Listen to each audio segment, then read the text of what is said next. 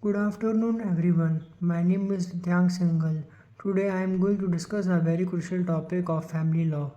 Imagine two siblings, a brother and a sister, raised in the same family, but when it comes to inheritance, the brother gets more property, not because he needs it more, not because he earned it, but simply because he is male. This is not just a social issue, it is deeply connected to personal laws in India. Personal laws are religion-based legal system that govern family matters like marriage, divorce, and inheritance. In India, different communities follow different personal laws. This means inheritance is not uniform. It varies depending on religion. The problem is that many of these laws were framed in a time when society was patriarchal and those biases still exist today. Let's understand how this inequality exists. Under Hindu law, before 2005, only sons had a birthright in ancestral property. Daughters were excluded from co-personal rights.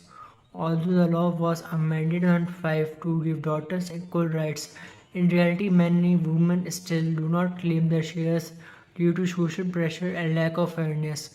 Under the Muslim law, women do have inheritance rights, however, daughter generally receives half the share of a son. This is traditionally justified by the idea that men are financially responsible for the family. But in modern society, where women also work and contribute, this distribution appears outdated. Christian and Parsis laws are more gender neutral on paper. However, even here, customary practices and family expectations often limit women's access to property. To understand the broader impact of personal laws on women economic rights, we can look at the Shah Bano case. In a Muslim woman sought maintenance after divorce, her husband argued that under Muslim personal law, his obligation ended after a specific period. However, the Honorable Supreme Court held that a divorced woman is entitled to maintenance under general laws, regardless of personal laws.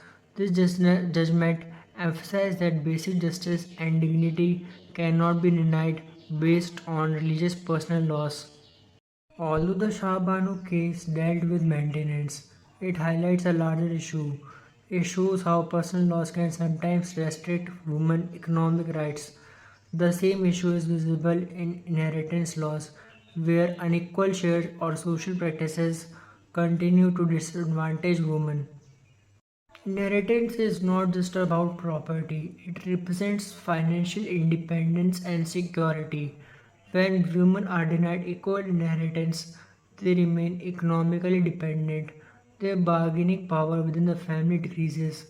Gender inequality continues across generations.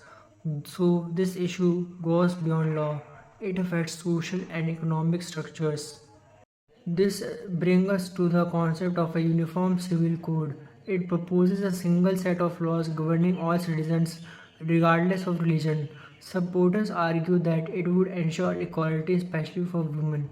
Critics argue that it may interfere with religious freedom and cultural diversity. The challenge lies in balancing equality with respect for diversity. Recently, the Honorable Supreme Court also recommended the state to implement the Uniform Civil Code. In some states like Goa, Daman and Diu and Uttarakhand, this Uniform Civil Code is already implemented. In conclusion, personal laws have played a significant role in shaping gender inequality in inheritance. Although legal reforms have improved the situation, social practices and traditional beliefs continue to limit women's rights. The Shah Banu case shows that courts can promote justice, but lasting change requires a shift in societal attitude. Until women can freely claim their legal rights, true equality in inheritance will remain incomplete. Thank you.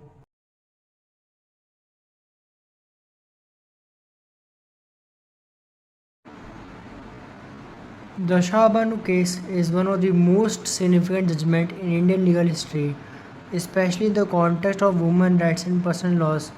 This case involved Shah Banu, a 62-year-old Muslim woman who was divorced by her husband Muhammad Ahmad Khan after several years of marriage.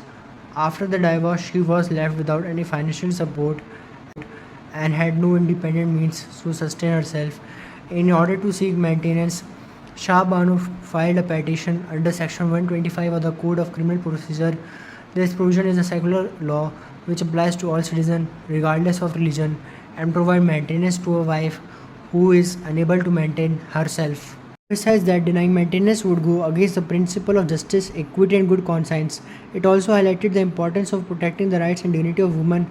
This judgment was significant because it asserted that basic rights of individuals cannot be overridden by personal laws when they result in injustice.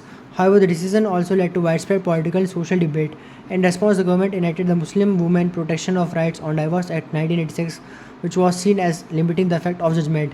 In conclusion, the Shah Banu case highlighted the conflict between personal laws and gender justice. While it dealt with maintenance, its broader implication lies on showing how personal laws can sometimes restrict women's economic rights, an issue that is also clearly visible in inheritance laws.